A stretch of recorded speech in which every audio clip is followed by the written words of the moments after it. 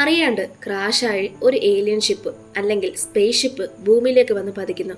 അതിൽ മനുഷ്യർക്ക് സാമ്യമായിട്ടുള്ള കുറെ ഏലിയൻസ്. സ്പേസ് ഷിപ്പ് ഡാമേജ് ആകാൻ കാരണം മനുഷ്യർ തന്നെയായിരുന്നു. അതുകൊണ്ട് അത് നന്നാക്കുന്നത് വരെ ഭൂമിയിൽ താമസിക്കാൻ മനുഷ്യർ ഒരു ഇടം കൊടുക്കുന്നു. അക്കൂട്ടത്തിലെ ഒരു ഏലിയൻ അപ്രത്യക്ഷമായി നമ്മുടെ നായികയുമായിട്ട് പ്രണയത്തിലാകുന്നു. മാത്രമല്ല ഏലിയന് തിരികെ പോകാനുള്ള ഒരു ഡിവൈസ് മനുഷ്യന്മാർ മോഷ്ടിച്ചിരിക്കുന്നു. അത് തേടിയുള്ള ആ ഏലിയന്റെ അലച്ചിൽ. എന്നാൽ ആ ഡിവൈസ് കണ്ടെത്താൻ സഹായിക്കുന്നത് തന്റെ പ്രണയിനി. പക്ഷെ മറുവശത്ത് ഈ ഏലിയനെ നശിപ്പിക്കാൻ കുറച്ച് ആളുകളും ഉണ്ട്.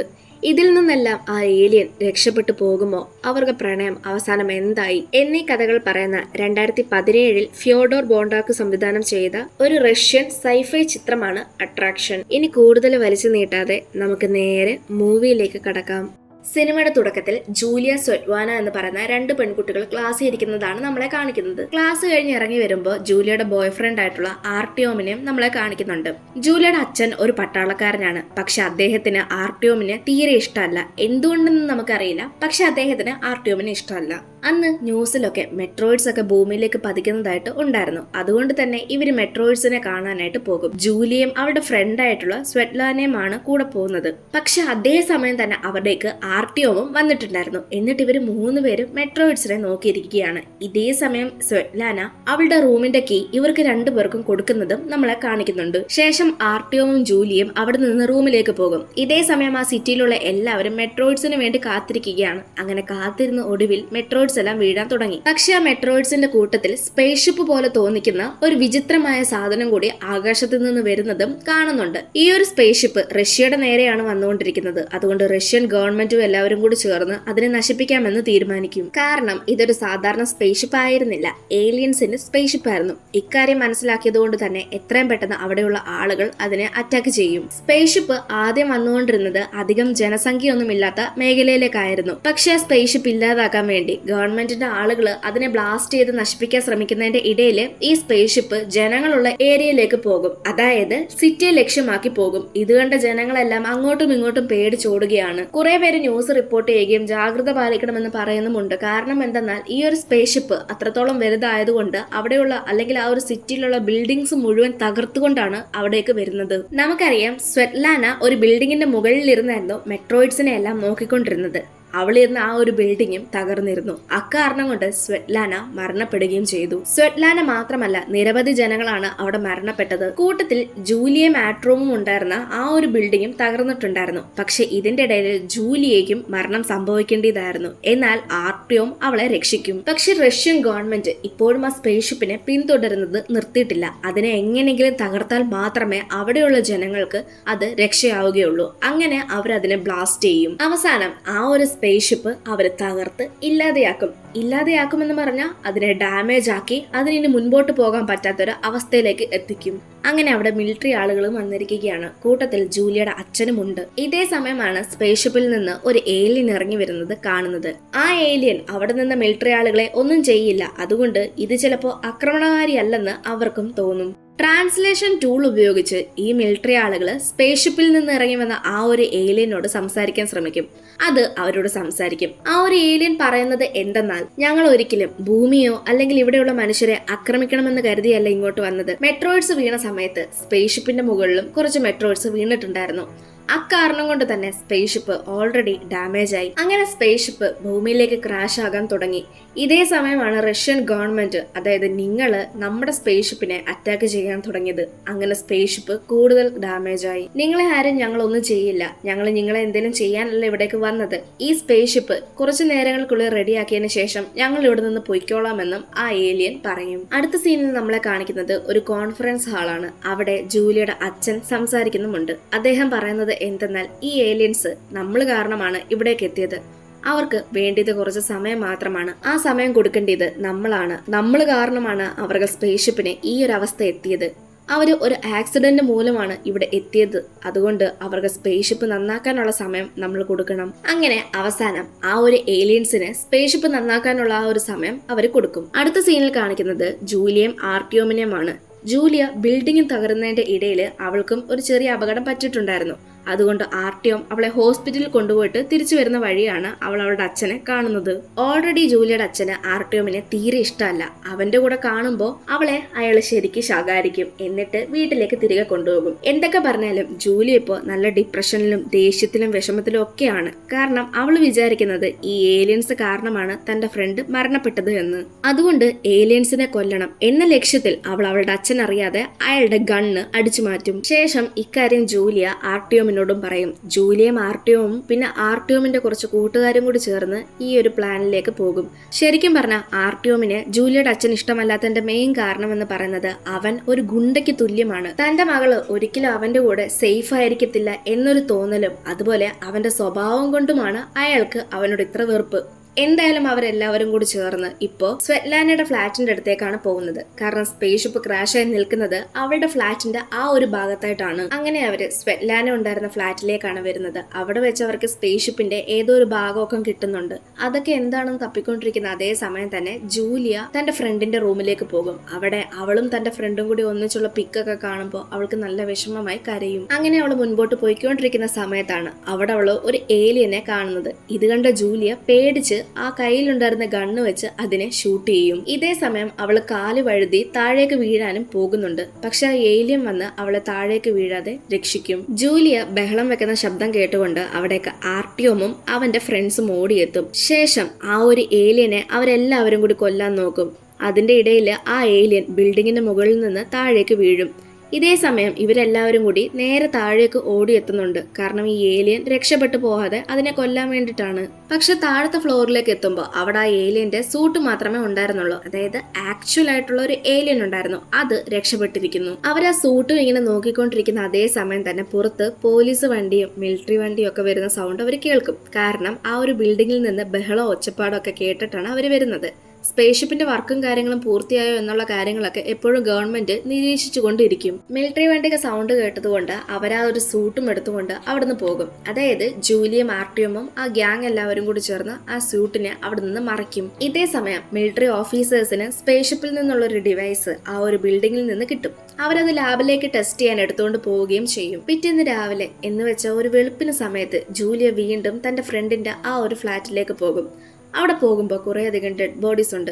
പക്ഷെ അതിലൊരു ഡെഡ് ബോഡിയിൽ മാത്രം എന്തോ ഒരു പ്രത്യേകത അവൾക്ക് തോന്നും. അത് ചിലപ്പോൾ ഏലിയനാകുമെന്ന് കരുതി അവൾ അതിനെയും എടുത്തുകൊണ്ട് ഹോസ്പിറ്റലിലേക്ക് പോകും. കാരണം തന്നെ രക്ഷിച്ചത് ഒരു ഏലിയൻ ആണല്ലോ, അപ്പൊ അത് അപകടകാരിയല്ലെന്ന് അവൾക്കും തോന്നും. തന്റെ ഒരു സുഹൃത്തിന്റെ സഹായത്തോടു കൂടിയാണ് അവൾ ആ ഏലിയനെ ഹോസ്പിറ്റലിലേക്ക് കൊണ്ടുപോകുന്നത്. ആ ഏലിയനെ കാണാൻ തികച്ചും ഒരു മനുഷ്യനെ പോലെയായിരുന്നു ഉണ്ടായിരുന്നത്. അതുകൊണ്ട് ആർക്കും അതൊരു ഏലിയൻ ആണെന്ന് തോന്നുകയില്ല.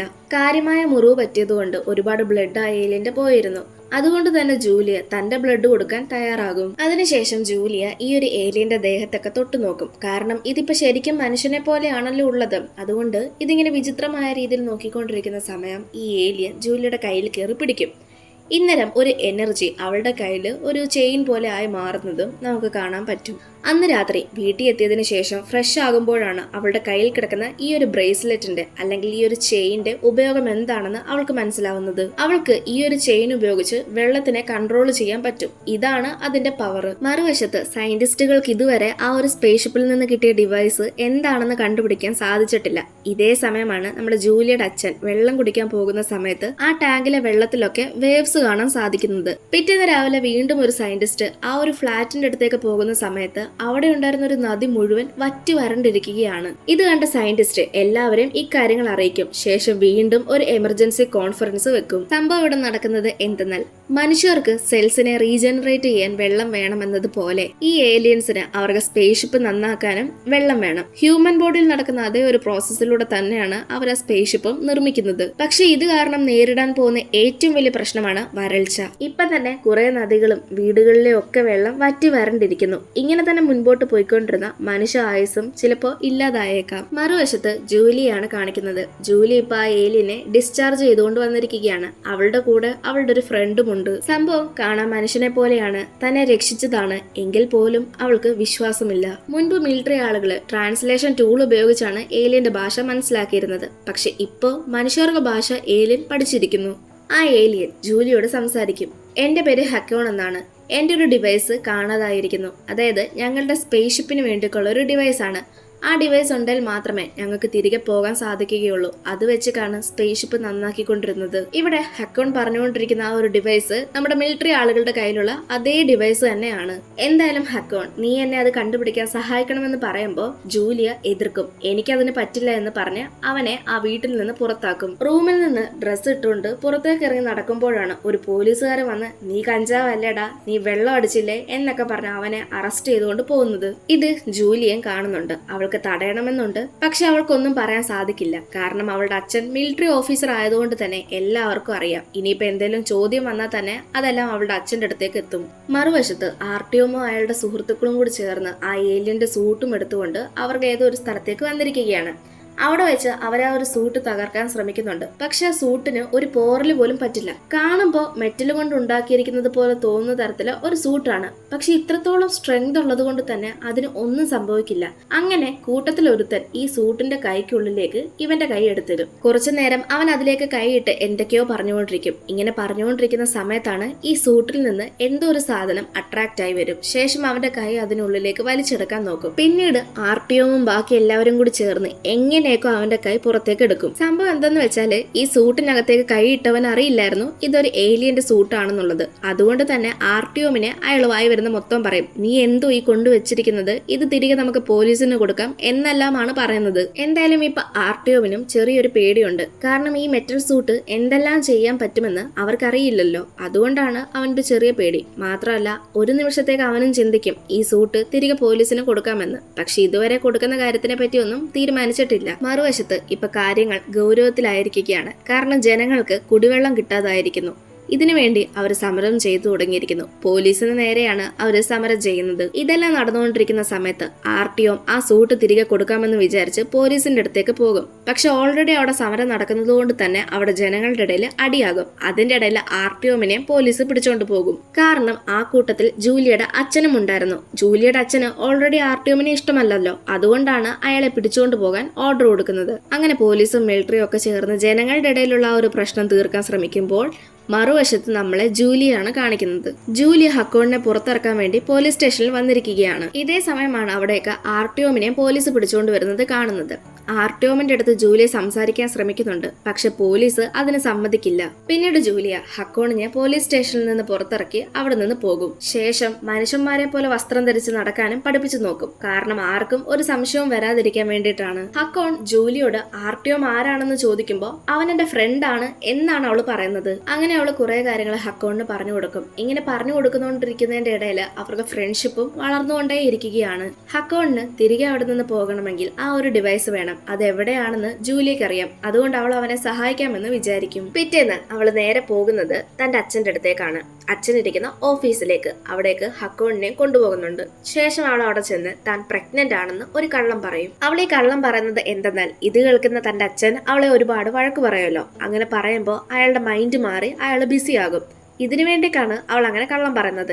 ഈ സമയം കൊണ്ട് ഹക്കോണിന് അവിടെ ചുറ്റും തന്റെ ഡിവൈസ് ഉണ്ടോ എന്ന് നോക്കാനും പറ്റും. മാത്രമല്ല അവൾ തന്റെ അച്ഛൻ അറിയാതെ അയാളുടെ പാസ് വാങ്ങി ഹക്കോണിന് കൊടുക്കും. ശേഷം ഡോക്ടേഴ്സിന്റെ ഒരു സൂട്ടും ഇട്ടുകൊണ്ട് ഹക്കോൺ ആ ഡിവൈസ് ഉള്ള റൂമിലേക്ക് പോകും. ഡിവൈസ് ഉള്ള റൂമിലേക്ക് പോയതിനു ശേഷം അവൻ തന്റെ കയ്യിലുള്ള പവേഴ്സ് യൂസ് ചെയ്ത് ആ ഡിവൈസ് ഓപ്പൺ ചെയ്യും. ഓപ്പൺ ചെയ്യുമ്പോൾ അതിനകത്ത് നിന്ന് വേറൊരു സാധനം അവന് കിട്ടും. അതും എടുത്തുകൊണ്ട് അവൻ അവിടെ നിന്ന് പോകും. ഇത് കണ്ട് സയന്റിസ്റ്റുകളൊക്കെ ഞെട്ടി നിൽക്കുകയാണ്. പക്ഷെ അവന്മാർക്ക് ഇതുവരെ മനസ്സിലായില്ല അതൊരു ആണെന്നും അവിടെ ആരോ അതിക്രമിച്ച് കയറി എന്നുള്ളതും. പിന്നീട് ആ റൂം നിറയെ അലാം വരും. പക്ഷെ അതിനു മുൻപേ ഹക്കോൺ അവിടെ നിന്ന് പോയിരുന്നു. മറുവശത്ത് ഇതൊന്നും അറിയാതെ ജൂലിയയുടെ അച്ഛൻ അവളെ അവളുടെ ഫ്രണ്ടായ ഹക്കോണിനെയും വെളിയിലേക്ക് പറഞ്ഞയക്കും. ഇപ്പൊ ഹക്കോണിന് തന്റെ ഡിവൈസ് കയ്യിൽ കിട്ടിയിട്ടുണ്ട്. അതുകൊണ്ട് അവൻ എപ്പം വേണമെങ്കിലും സ്പേസ് ഷിപ്പ് എടുത്തുകൊണ്ട് അവിടെ നിന്ന് പോകാം. പക്ഷെ ഇത് കേൾക്കുന്ന ജൂലിയ പറയും, നീ ഇപ്പൊ പോകണ്ട. കാരണം അവിടെ എല്ലാം പോലീസുകാരും മിലിറ്ററി ആളുകളും ഒക്കെ കാണും. അതുകൊണ്ട് ഇപ്പൊ അവൻ അവിടെ നിന്ന് പോകുന്നത് അവനൊരിക്കലും നല്ലതല്ല. കാരണം അവനാണ് ഏലിൽ നിന്ന് എല്ലാവർക്കും മനസ്സിലാകും. ശേഷം ജൂലിയ ഹക്കോണിനെ കൂട്ടിക്കൊണ്ട് തന്റെ വീട്ടിലേക്ക് പോകും. മറുവശത്ത് നമ്മുടെ ജൂലിയയുടെ അച്ഛന് മനസ്സിലായിരിക്കുകയാണ് ഹക്കോണാണ് ശരിക്കുമുള്ള ഏലിൻ എന്ന്. അവരുടെ കയ്യില് ഹക്കോൺ അവിടെ വന്നതിന്റെ CCTV ഫുട്ടേജ് ഉണ്ടായിരുന്നു. അതുകൊണ്ട് തന്നെ അവരിതെല്ലാം ടെലികാസ്റ്റ് ചെയ്യും. ശേഷം ഇയാളെ എത്രയും പെട്ടെന്ന് കണ്ടെത്തണം, പിടിക്കണം എന്നെല്ലാം പറയും. ഇത് കണ്ട ജൂലിയ ഹക്കോണിനെ കൂട്ടിക്കൊണ്ട് ഒരു DJ പാർട്ടിയിലേക്കാണ് പോകുന്നത്. കാരണം ഏറ്റവും സേഫ് ആയിട്ടുള്ള സ്ഥലം അതാണെന്നാണ് അവൾ വിചാരിക്കുന്നത്. മാത്രമല്ല മിലിറ്ററി ആളുകൾ ഇപ്പൊ ഹക്കോണിനെ തേടി ഇറങ്ങി വന്നിട്ടുമുണ്ട്. ഹക്കോൺ തന്റെ പവേഴ്സ് ഉപയോഗിച്ച് ജൂലിയെ തന്റെ ലോകത്തേക്ക് കൊണ്ടുപോകും. അതായത് ഒരു ഇല്യൂഷൻ പോലെയാണ് ഇത് കൊണ്ടുപോകുന്നത്. വളരെ മനോഹരവും അതുപോലെ ടെക്നോളജി കൊണ്ട് ഏറ്റവും ഉയർന്ന നിലയിൽ നിൽക്കുന്നതായിരുന്നു ഏലിയൻസിന്റെ ലോകം. ഹക്കോൺ ജൂലിയോട് പറയും, ഇവിടെ മനുഷ്യന്മാരെ സാധാരണ കയറ്റാറില്ല. ഇനി ആരെങ്കിലും ഇവിടെയുള്ള ഏലിയൻസിന്റെ ഇഷ്ടമില്ലാതെ വരാൻ ശ്രമിച്ചാൽ അവരെ ഇല്ലാതാക്കുകയും ചെയ്യും. കാരണം മനുഷ്യന്മാർ ഇവിടെയുള്ള ടെക്നോളജീസും ഇവിടെയുള്ള കാര്യങ്ങളും മോഷ്ടിച്ചുകൊണ്ട് പോകാതിരിക്കാൻ വേണ്ടിയിട്ടാണ് അങ്ങനെ ചെയ്യുന്നത്. പക്ഷെ മറ്റുള്ളവരെ പോലെയല്ല നീ എനിക്ക് വളരെയധികം സ്പെഷ്യലാണ്. ചുരുക്കം പറഞ്ഞ അവരുടെ ഇടയിൽ ഒരു പ്രണയം തുടങ്ങും. ഇതേ സമയം ആർട്ടിയോൺ ഇതെല്ലാം കണ്ടുകൊണ്ട് ആ ഒരു DJ പാർട്ടിയിൽ തന്നെ ഉണ്ടായിരുന്നു. ഇത് കണ്ട് ദേഷ്യം വന്ന ആർട്ടിയോൺ അവളുടെ അച്ഛനെ വിളിച്ച് ഇക്കാര്യം പറഞ്ഞു കൊടുക്കും. നിങ്ങളുടെ മോള് ഏതോ ഒരുത്തിന്റെ കൂടെ ഇവിടെ നിൽപ്പുണ്ട് എന്നെല്ലാം. ഏകദേശം വൈകുന്നേരം ആകുമ്പോൾ അവർ രണ്ടുപേരും സ്പേസ്ഷിപ്പിന്റെ അടുത്തേക്ക് പോകും. കാരണം ഹക്കോണിന് ഇപ്പൊ തിരികെ പോകാൻ സമയമായിരിക്കുകയാണ്. ജൂലിക്ക് കിസ് എല്ലാം കൊടുത്തതിന് ശേഷം ഗുഡ് ബൈ പറയും. അവൾക്കാണെങ്കിൽ നല്ല വിഷമമുണ്ട്. ഇതേ സമയമാണ് അവളെ ആട്രിയോൺ വിളിക്കുന്നത്. എനിക്ക് നിന്നെ കാണണം, നിന്നോട് സംസാരിക്കാനുണ്ട് എന്നെല്ലാം പറയും. ഇത് കേൾക്കുന്ന ജൂലിയ, എനിക്ക് നിന്നെ കാണണ്ട, എനിക്ക് നിന്നോട് സംസാരിക്കാനും താല്പര്യമില്ല, എനിക്ക് വേറൊരാളെ ഇഷ്ടമാണ്, ഞാൻ അയാളുടെ ഒപ്പമാണ് ഇപ്പോൾ എന്ന് അവള് പറയും. ശരിക്കും പറഞ്ഞാല് ആട്രിയോൺ ഇപ്പൊ അവർക്കൊപ്പം തന്നെ ഉണ്ടായിരുന്നു. അതായത് അവർ നിൽക്കുന്ന അതേ സ്ഥലത്ത് നിന്നുകൊണ്ടാണ് ഈ കോള് ചെയ്തത്. ആട്രിയോണിന് അറിയില്ല ഹക്കോണ് ഒരു ഏലിയൻ ആണെന്നുള്ളത്. അങ്ങനെ ഹക്കോണിനെ എടുത്ത് കടിക്കുകയൊക്കെ ചെയ്യും. ഹക്കോണും അവരുമായി ഫൈറ്റ് ചെയ്യും. അങ്ങനെ ഒരു ഘട്ടത്തിൽ ഹക്കോണിന്റെ കയ്യിലുണ്ടായിരുന്ന ബാഗിൽ നിന്ന് ആ ഒരു ഡിവൈസ് കണ്ടെത്തും. അങ്ങനെ അവർക്ക് മനസ്സിലാകും ഇത് ഏലിയൻ ആണെന്നുള്ളത്. പക്ഷെ ഇതറിയാതെ ആട്രിയോണിന്റെ ആളുകള് ജൂലിയെയും ഉപദ്രവിച്ചുകൊണ്ടിരിക്കുകയാണ്. ഇത് കാണുന്ന ഹക്കോണിന് ദേഷ്യം വന്ന് അവരെ എല്ലാവരുമായിട്ട് ഫൈറ്റ് ചെയ്യും. അങ്ങനെ ആട്രിയോൺ ഹക്കോണിനെ കൊല്ലാൻ വേണ്ടി ഷൂട്ട് ചെയ്യുന്ന സമയത്ത് പോയിന്റ് മാറിപ്പോയി തന്റെ ഒരു ഫ്രണ്ടിനെയാണ് അവൻ കൊല്ലുന്നത്. ഇതേ സമയം അവിടേക്ക് പോലീസ് വരികയും പോലീസിനെ കണ്ട ആട്രിയോണും കൂട്ടരും അവിടെ നിന്ന് ഓടിപ്പോവുകയും ചെയ്യും. പക്ഷെ ഹക്കോണിനെ പോലീസ് അറസ്റ്റ് ചെയ്യും. ഓടിപ്പോയ ആട്രിയോൺ തന്റെ സോഷ്യൽ മീഡിയയില് ഹക്കോൺ ഒരു ഏലിയൻ ആണെന്നും അവൻ തന്റെ സുഹൃത്തിനെ കൊന്നു എന്നെല്ലാം പറഞ്ഞ് ഒരു നെഗറ്റീവായിട്ടുള്ള പോസ്റ്റ് ഇടും. അതിന് നേരെ മറ്റുള്ളവരും വരും.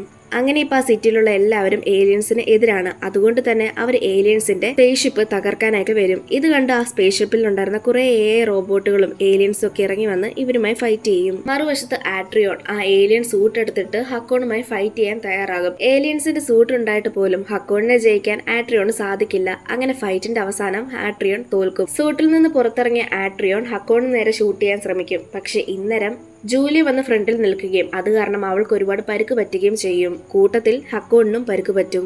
ഇതെല്ലാം കണ്ടുകൊണ്ട് നിൽക്കുന്ന മിലിറ്ററി ആളുകളും പോലീസും വന്ന് ആട്രിയോണിനെ അറസ്റ്റ് ചെയ്തുകൊണ്ട് പോകും. പിന്നീട് നമ്മളെ സ്പേസ്ഷിപ്പിനകമാണ് കാണിക്കുന്നത്. അവിടെ ജൂലിയെയും ഹക്കോണിനെയും ഒരു ബെഡ് പോലത്തെ സാധനത്തിൽ ഈ ഒരു ഏലിയൻസ് കിടത്തുന്നതാണ് നമ്മളെ കാണിക്കുന്നത്. ആ ഒരു ബെഡിൽ കിടത്തി കഴിയുമ്പോൾ ജൂലിയുടെ ശരീരത്തിലുണ്ടായിരുന്ന മുറിവെല്ലാം പെട്ടെന്ന് മാഞ്ഞു പോകും. എന്നാൽ ഹക്കോണിന്റെ ശരീരത്തിലുള്ള മുറിവുമായ കുറച്ചും കൂടി സമയമെടുക്കും.